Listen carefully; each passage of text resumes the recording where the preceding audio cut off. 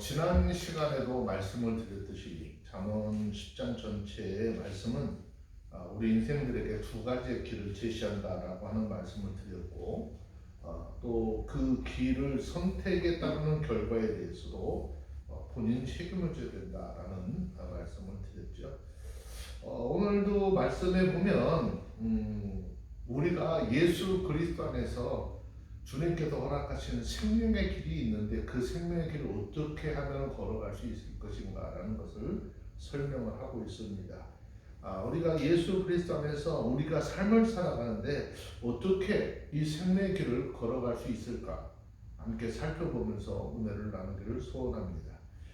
잠언 10장 16절 본문의 말씀해 보니까 의인의 수고는 생명에 이르고 악인의 소득은 죄에 이르니라 그랬습니다. 여기서 말하는 수고라고 하는 말은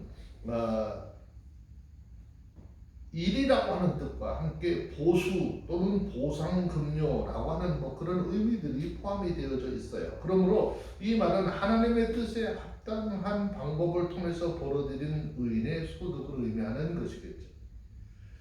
의인은 자기가 열심히 일을 해서 얻은 것 이상 소득을 갖지 못할 것이다 라고 하는 말씀인 것이죠. 그렇지만 그 수고는 생명에 이른다라고 하셨습니다. 그러면 이 수고는 어떤 수고이길래 생명에 이른다라고 말씀을 하셨을까? 이 수고는 자신의 생계 유지만 목표로 삼을 뿐 아니라 빈궁한 사람들에게도 구제하고 자신이 얻은 소득을 통해서 하나님께서 교회를 세워가기 위해 하는 모든 수고를 말하는 것이죠. 이것은 신앙적인 수고로도 해석이 될 수 있습니다. 즉 영생에 이르게 하는 일을 위해서 많이 수고한 그 사람을 영원한 생명을 거두게 한다라는 말씀인 것이죠. 그러므로 우리는 이 세상에 썩을 것을 위한 그런 수고보다는 생명을 얻을 수고를 아끼지 않는 그런 믿음의 사람들의 삶이 되어지시길 바랍니다. 그러나 반대로 악인의 소득은 죄에 이른다라고 했습니다. 아마도 악인의 재물은 그가 수고하지 않고 쉽게 얻은 소득을 말하는 것인데, 따라서 이 악인의 소득은요 그를 죄에 이르게 한다라고 하는 의미인 것이죠. 사채업자들의 행패가 얼마나 큰지 사채를 빌려 썼다가 아주 큰 낭패를 본 사람들이 많이 있죠. 그럼 그 이유가 무엇이냐? 이 사람은 그 재물을 자기의 유교의 양식과 연료로 삼고 또 자기의 자랑과 사치의 도구로 삼았기 때문에 그 소득의 재물로 인해서 해를 입는 것이고, 그 소득 때문에 자신의 악한 길에서 떠나지 못하고 사망에 이르게 된다라는 말입니다. 그러므로 우리가 이 말을 통해서 좀 깨달아야 할 것은 이 세상에 있는 모든 물건은 그것을 소유한 사람이 누구냐에 따라서 아주 선하게 될 수도 있고 악하게 될 수도 있다라고 하는 것을 기억하시고요. 무엇이든지 우리 손에 붙잡히면 생명의 도구가 되는 그런 은혜의 삶이 있기를 주의 이름으로 축원합니다. 자, 그러면서 이 하나님의 말씀, 훈계를 지키는 자와 그 훈계를 버리는 자의 결과가 어떤가 말씀을 하고 있습니다. 잠언 10장 17절입니다. 훈계를 지키는 자는 생명의 길로 행하여도 징계를 버리는 자는 그릇하느니라 그랬습니다. 자, 이 말씀은 사람을 바르게 인도하기 위한 그러한 말씀을 배격하고 멸시하는 자는 생명의 길을 찾지 못하고 방황하다 결국에는 영원한 파멸의 길로 빠지게 될 것이다 라는 말씀이죠. 자, 여기서 훈계를 받을 뿐만 아니라 그것을 지켜 간직하는 사람은 어떤 사람이냐? 하나님이 보셨을 때 올바른 사람들입니다. 대다수의 사람들과는 달리 자신에게 주어지는 말씀의 가르침을 받아 그 말씀을 지키고 그 말씀으로 자신을 다스리는 사람은 생명의 길로 행하게 된다라는 말씀이죠. 그래서 성경은 시편 119편 11절에 말씀하기를 내가 주께 범죄치 아니하려 하여 주의 말씀을 내 마음에 두었나이다 라고 고백하고 있습니다. 자, 이 말은 하나님의 말씀의 가르침을 이 세상의 그 어느 것보다도 소중하고 가치 있게 여겨서 자신의 마음속에 보물처럼 쌓아두었다라고 하는 고백인 것이죠. 이렇게 행하는 사람들이 생명의 길로 행하는 사람들인 것이고, 그 길에는 하나님의 참 위로가 있는 것이고, 그 목적지에는 주님께서 허락한 영원한 생명이 있다는 것입니다. 그러므로 우리들도 우리를 생명의 길로 인도하는 이 하나님의 말씀을 소중하게 여겨서 그 말씀을 따라 행하고 지켜나가는 우리의 삶이 다 되시기를 주의 이름으로 축원합니다. 하지만 하나님의 말씀의 가르침을 거절하는 사람은요, 사망의 길을 가게 된다라는 말씀입니다. 성경은 베드로후서 3장 9절 말씀에 보면 하나님은 죄 많은 인생들에 대해 오래 참으셔서 아무도 멸망치 않고 다 회개에 이르기를 원하신다라는 말씀을 하셨어요. 자, 하나님의 말씀의 가르침을 받기 싫어하고 또 그 말씀을 들으면서 그 말씀대로 살기를 거부하는 사람들은 하나님 어떻게 그대로 두셨다가 심판하시겠다라는 말씀이죠. 자, 왜 이 땅에 수많은 사람들이 하나님의 뜻을 저버리고 사람다운 삶을 살지 못할까? 또 많은 생각을 하게 되죠. 그 이유는 성경은 이렇게 말씀하고 있어요. 로마서 1장 28절 보면 또한 저희가 마음에 하나님 두기를 싫어하며 하나님께서 저희를 그 상실한 마음대로 내어 버려두사 합당치 못한 일을 하게 하셨느니라 그랬습니다. 자, 다시 말해서 인간이 하나님 앞에서 합당치 못한 일을 하게 되는 것은 그 마음에 하나님을 두기 싫어했기 때문이다라는 말씀이죠. 즉 마음에 하나님이 계시지 않기 때문에 인간의 마음대로 살게 되는 것이고, 마음대로 살아가는 가운데 보여지는 것들이 불의함이고 추악이고 탐욕이 가득한 삶을 살 수밖에 없다라는 말이죠. 따라서 모든 것의 해결책은 이것을 하지 말라라고 하는 말이 아니라 마음에 하나님을 두기를 기뻐하라는 것이죠. 하나님 두기를 싫어하는 마음에서 나온 것이 불의와 추악과 탐욕 등이라면, 마음에 하나님 두기를 마음에 하나님을 두기만 하면 불의함과 추악 등 하나님 뵙게서 보시기에 합당치 않은 모습들은 자연스럽게 사라지게 될 것이다라는 것이죠.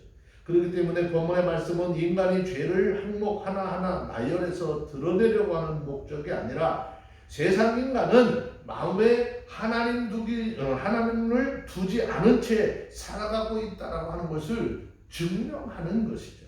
따라서 이것은 비록 성도라 할지라도 그리스도인이라 할지라도 하나님 앞에서 이것이 불신자들의 모습이고 성도인 저는 이런 모습과 상관이 없다라고 말할 수 없다라는 것입니다. 하나님은 인생들을 창조하실 때 그 마음에 하나님과 함께하며 교제하며 또 하나님과 교통하는 존재로 창조를 하셨어요. 창세기 3장 6절 이하의 말씀해 보세요. 아담과 하와가 선악을 알게 하는 실과를 따먹으면서 그 마음에 하나님을 두지 아니하고 자기의 성공과 하나님같이 되고자 하는 꿈과 소망을 두고 살아가는 그 순간부터 이 땅에 태어나는 모든 인생들은 하나님을 마음에 두기 싫어하는 존재로 태어나게 되었다라는 것이죠. 단 한 사람도 하나님 마음에 하나님 두기를 기뻐하는 자로 태어나지 않았다라는 것이죠. 우리가 이 말씀을 묵상하면서 좀 더 깊이 생각해 봐야 될 것은 마음에 하나님을 둔다라고 하는 이 말의 의미죠. 마음에 하나님을 둔다라고 하는 말의 의미가 무엇일까? 나는 내 마음대로 못 산다라고 하는 것을 의미하는 거예요. 내 뜻대로 내 소원대로 살아가는 것이 아니라 하나님의 뜻에 맞추어서 하나님의 마음에 들도록 삶을 살아가야 한다라는 것입니다. 그런데 누가 자신을 위한 삶이 아니라 다른 어떤 존재를 위한 인생을 살아가려고 하겠느냐는 거죠. 인간은 태어나면서부터 자기 인생의 성공을 마음에 부여안고 태어나는 것이죠. 어떤 사람은 얘기해요. 어린아이가 태어나면서 주먹을 꼭 쥐고 태어난대요. 아이들이 태어날 때 손을 펴고 태어나는 아이들이 없대요. 왜 주먹을 쥐고 태어날까? 내가 이 세상에 태어났으니까 이 세상을 내 주먹을 통해서 내 손을 통해서 한번 쥐고 주먹을 보겠다라는 그런 의식이 어머니의 태아 속에서 나오면서부터 이미 가지고 있다라고 하는 이야기를 하더라고요.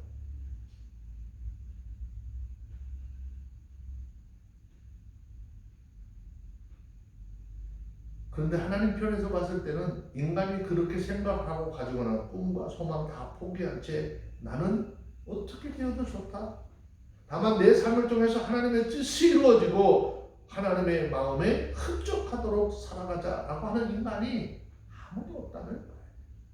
그래서 자기 마음을 다스리는 하나님이 없이 오직 자기 마음대로 삶을 살아가는 것입니다.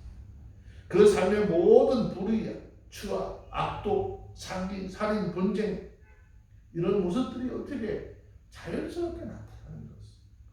따라서 우리는 내가 불의한 일을 안 했으니까 나는 불의하지 않다는 생각을 해서는 안 되는 것이고 내가 지금 마음에 하나님 두기를 기뻐하는지를 생각해야 하는 것입니다.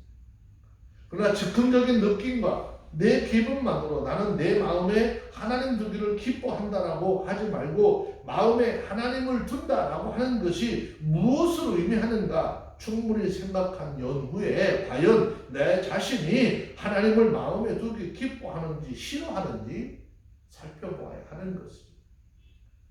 하나님은 우리 인생에 대해서 전혀 관심이 없고요. 오직 하나님의 계획을 이뤄가시는 것만에 관심을 가지고 있어요.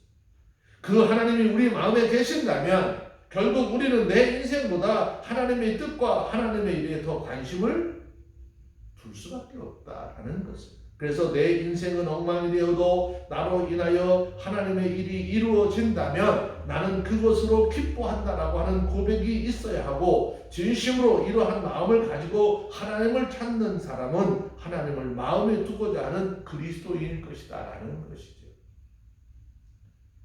그러나 이러한 인간은 이 땅에 애당초 존재하지 않는다라고 성경은 말씀하고 있습니다. 그래서 하나님은 모든 인간을 하나님 앞에 합당치 못한 자라고 말씀하고 있는 것이죠. 그렇기 때문에 세상 모든 사람들은 마음에 하나님을 두기 싫어한 채 자기의 인생을 자기 힘으로 살아가려고 하는 것이죠. 그런데 성경은 우리에게 말씀하죠. 로마서 8장 7절에 보시면은요, 육신의 생각은 하나님과 원수가 되나니 이는 하나님의 법에 굴복치 아니할 뿐 아니라 할 수도 없음이니라. 육신의 생각을 따라 살고 자기의 의지를 가지고 살아가는 사람은 하나님의 뜻에 순종할 수도 없고 굴복할 수도 없다는 거예요. 그리고 하나님은 그들을 그냥 내버려 두셨다는 거죠. 이것이 하나님의 진노라고 했습니다. 그러므로 내가 어떤 생각을 가지고 살아가고 있느냐, 하나님 안에서는 너무너무 중요한 것이에요. 멸망으로 가는 것을 그냥 두고 보시는 것보다 더 큰 진노가 어디 있겠느냐라는 것을 생각해 보아야 합니다.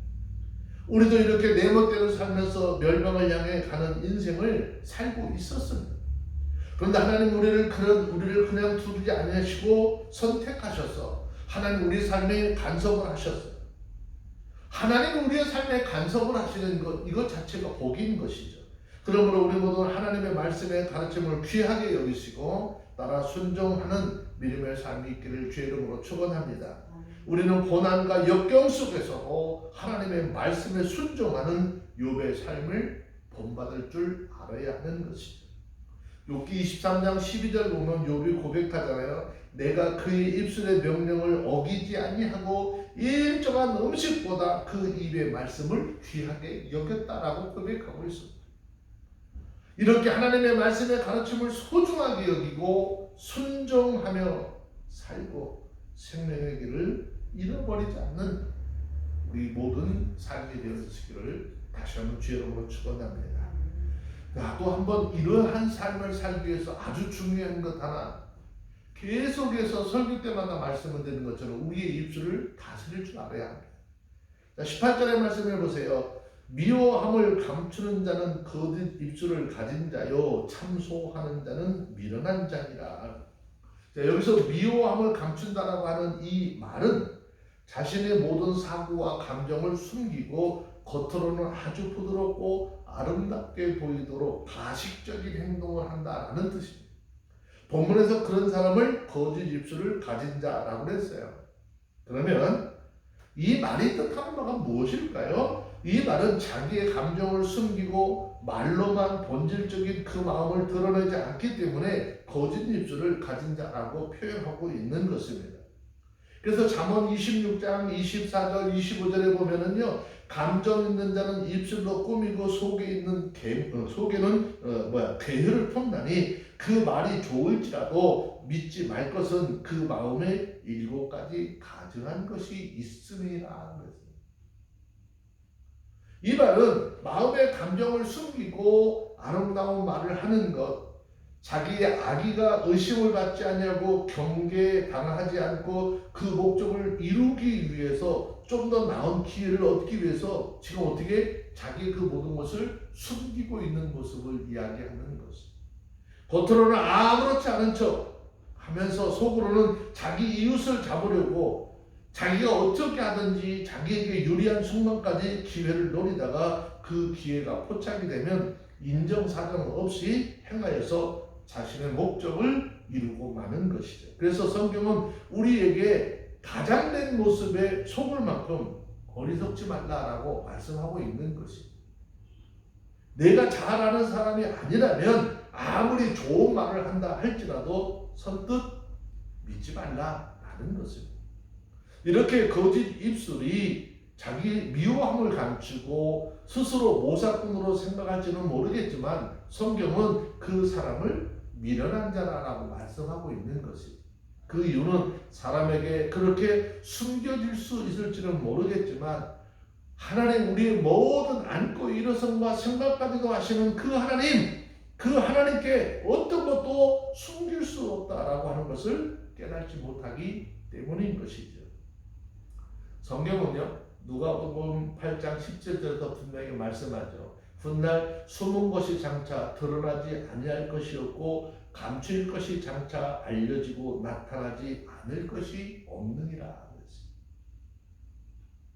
무엇인가 사람을 속이고 감추고 그런 것들이 하나님 앞에 훗날 드러난 것으로 끝이 나는 것이 아니라 그 다음에 더 큰 일이 있어요. 그것은 다름이 아니라 그 행위에 대한 심판이 있게 될 것이다 라는 것이죠. 전도서 12장 14절 말씀해 보시면 하나님은 모든 행위와 그의 은밀한 일을 선악간에 심판하시리라 그랬습니다. 그러므로 우리 모두 항상 하나님을 내 앞에 모심과 같은 마음으로 삶을 살아가야 한다는 것이죠. 자, 그러면서 잠언 10장 19절 말씀을 내려와서 보니까 말이 많으면 허물을 면기 어려우나 그 입술을 제어하는 자는 지혜가 있느니라 그랬어요. 따라서 이러한 말은 그러한 말들로 인해서 자신의 허물을 어떻게 공공연하게 드러나게 될 것이다 라는 말이죠. 즉 말을 많이 하면 자연스럽게 실언을 많이 할 수밖에 없다라는 것이죠. 많은 말 가운데 실없는 말이 많이 섞이지 않을 수 없다라는 거예요. 그러므로 우리들은 하나님께 기도하고 각자의 입술을 지킬 수 있어야 하는 것이죠. 그럼 하나님의 사람들 어떤 삶을 살아야 되느냐? 야고보서 1장 19절 말씀해 보니까 이렇게 말씀하죠. 내 사랑하는 형제들아 너희가 알거니와 사람마다 듣기는 속히 하고 말하기는 더디하고 성내기도 더디하라 그랬어요. 그렇기 때문에 우리는 범사에 필요한 이야기가 아니면 될 수 있으면 말을 적게 하는 것이 지혜로운 자의 삶이라고 하는 것을 알아야 합니다. 이러한 이유에서 되도록 많은 말을 좀 적게 하고 상대방의 이야기를 많이 듣는 그러한 삶을 훈련시켜서 우리의 삶에 평안을 도모하는 그런 은혜가 있어지길 바랍니다. 잠언 10장 20절 21절 말씀입니다. 의인의 혀는 천은과 같거니와 악인의 마음은 가치가 적으니라. 의인의 입술은 여러 사람을 교육하나 미련한 자는 지식이 없으므로 죽느니라 그랬어요. 여기서 말하고 하는 천은이라고 하는 말은 어떤 의미일까요? 순수하게 재련된 은을 가리키는 말입니다. 의인의 말은 이만큼 도덕적, 종교적으로 순수해서 많은 사람을 어떻게 유익하게 해야 된다라는 말이죠. 의인의 혀에서 나오는 말은 하나님의 말씀의 가르침인 것인데 이 말씀의 가르침은 세상의 천은보다 더 나은 것입니다. 그 이유는 하나님의 말씀은 곧 생명의 떡이고 영혼을 양육시켜주는 영적 양식이 되기 때문이죠. 자, 21절의 말씀에 보니까는 지혜를 수용한 의인의 교훈들이 마치 양을 돌보는 목자의 역할처럼 많은 사람의 길을 생명의 길로 인도해 간다라는 뜻입니다. 이러한 미련한 자는 그러나 미련한 자는 지식이 없으므로 죽는다라고 하고 말씀하고 있잖아요. 이 말은 미련한 자는 다른 사람들을 진리와 생명의 길로 이끌 만한 지혜가 없다라고 하는 것이고 생명의 길을 찾지 못하고 파멸에 이르게 될 것이다 라는 말씀입니다. 결국 악인으로 말미암아 누구도 유익을 얻을 수 없다라는 것입니다. 그 이유를 살펴보면 마음에 악한 것으로 가득 차 있기 때문에 그 악한 마음에서부터 가치 있는 것이 나올 수 없기 때문인 것이죠. 그래서 예수님께서 말씀하시기를 요한복음 3장 31절에 보면 땅에서 난 이는 땅에 속하여 땅에 속한 것을 말하느니라. 또 고린도전서 2장 14절 말씀에 보면 이런 사람들은 하나님의 일을 알지도 못하고 맛보지도 못한다라고 했습니다. 그러므로 악인은 겉으로 아무리 듣기 좋은 말을 할지라도 어느 누구에게도 유익을 줄 수 없다라는 것이죠. 그러나 여기 가장 중요한 것은 이 사람이 왜 미련한 사람이냐라고 하는 것입니다. 자, 그 이유에 대해서 성경은 말씀합니다. 하나님의 말씀에 가르침 받기를 거부했기 때문이라는 거죠. 잠언서 1장 7절 말씀에 보면 여호와를 경외하는 것이 지식의 근본이오늘 미련한 자는 지혜와 훈계를 멸시하느니라 그랬죠. 하나님의 말씀의 가르침을 부지런히 받아서 만나는 그런 사람들에게 영적인 유익을 끼치고 영원한 생명의 삶으로 인도하는 아름다운 하나님의 사람들의 삶이 되어주시기를 주의 이름으로 축원합니다. 특별히 하나님은요 우리에게 부와 근심을 겸하여 주지 않으신다라고 했습니다. 잠언 10장 22절 말씀에 보면 여호와께서 복을 주심으로 사람으로 부하게 하시고 근심을 겸하여 주지 아니하시느니라 그랬어요. 자, 이 말씀은 하나님의 은혜로 주어지는 축복은요 불안과 두려움을 수반하는 인간의 어떤 안위적인 부의 축적과는 달리 온전한 기쁨만을 함께 한다라고 하는 것을 보여주는 것이죠. 자, 이 바람직한 재물은 어디에서 기대할 수 있는가 하는 것을 살펴보면 이것은 세상에 대해서 악착같이 달라붙어서 얻어지는 그런 것이 아니라 하나님의 허락하심을 통해서 얻어지는 것입니다. 그래서 성경은 말씀합니다. 전도서 5장 19절 말씀해 보세요. 어떤 사람에게든지 하나님이 재물과 부여를 주사 능히 누리게 하시고 분복을 받아 수고함으로 즐거우게 하신 것이 하나님의 선물이라. 즉 하나님께서 복을 주시면 능히 그 분복을 받아 누릴 수 있는 것이죠. 하지만 이 분복은 하나님의 특별한 섭리 가운데 믿음의 상급으로 물질의 복을 주시는 것인데 그 이유는 재물에 대한 격렬한 욕망과 정욕으로부터 영혼을 보호하시기 위한 것이고요. 만약에 그렇지 않다면 재물의 증가는 그 사람을 더욱더 탐욕스럽고 정욕스러운 삶으로 내몰아 버리길 것이기 때문이에요. 자, 그래서 잠언 10장 23절 미련한 자는 행악으로 낙을 삼는 것 같이 명철한 자는 지혜로 낙을 삼느니라 그랬습니다. 자, 여기서 말하는 본문의 말씀 낙을 삼는다라고 하는 것, 이 말의 뜻은 웃음거리, 기쁨거리, 장난 등의 뜻이 함께 포함되어져 있습니다. 그러므로 미련한 자에게 악을 행하는 것이요 웃음거리나 장난 같다라고 하는 말이죠. 결국 이 말은 미련한 자는 악한 일을 행하되 심각하게 여기지 않는다는 거예요. 이 사람은 악한 일을 행하면서 그럴 수 있다라고 생각한다는 거예요. 그렇게 그 하나님 앞에 행하는 그 삶이 미련한 것이에요.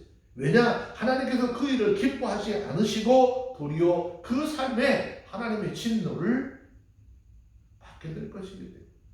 그러나 반대로 명철한 자는 지혜로 낙을 삼는다고 했습니다. 이 말은 명철한 자는 지혜로 기쁨을 삼는다라고 하는 뜻입니다. 지혜자는 악을 두려워하고 부끄러워하고 슬퍼하고 그 모든 것들을 멀리하는 거죠. 그러므로 우리가 진정한 그리스도인들이라고 한다면 우리의 삶이 다른 사람들에게 웃음거리가 되지 않도록 범사의 악을 두려워하고 멀리하여서 오직 하나님의 말씀에 순종하는 그런 삶을 통해서 하나님 앞에 영광을 돌리는 우리 모두가 되시기를 주의 이름으로 축원합니다.